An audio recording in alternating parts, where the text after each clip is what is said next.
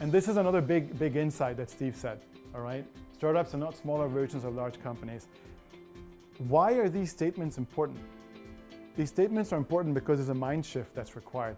A corporate today who wants to get into being a startup, or forget even that, is a person who's worked in corporates all their life and now wants to branch out and run their own startup today, they run their own idea. You can't approach it from the corporate language, from the corporate world. The corporate language, corporate world that's been designed are MBAs. Okay, great.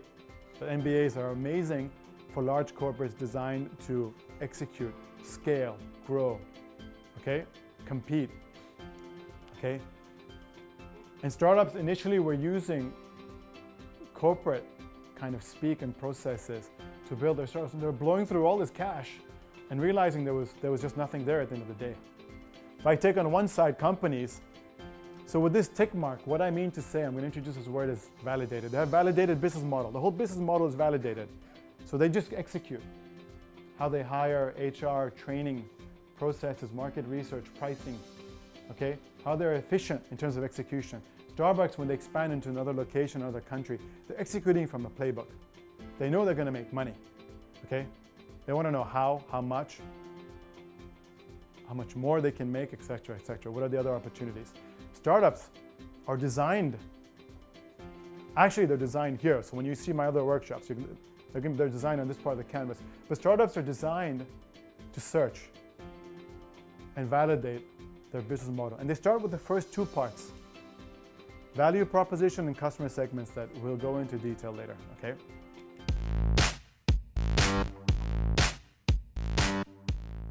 I want to talk about this a little bit, psychology of entrepreneurs or even entrepreneurship.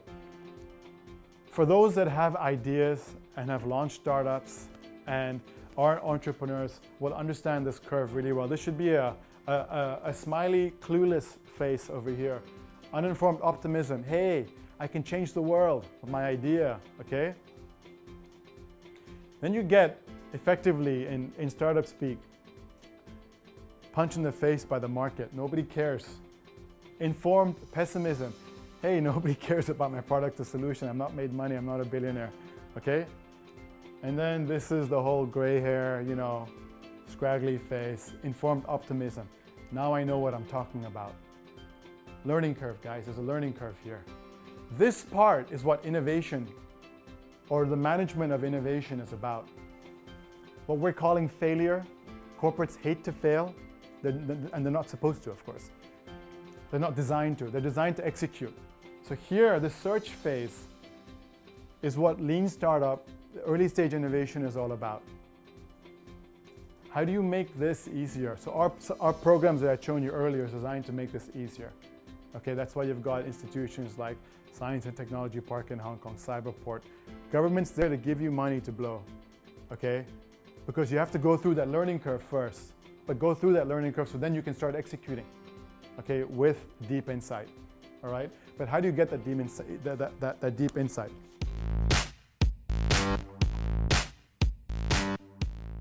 Again, perception of success. Yeah, the word overnight success. It took 20 years, you know? So it's just experience and time. It's a mess. And of course, there should be a bunch of red lines going down because not everybody makes it. All right? Entrepreneurship is very hard work.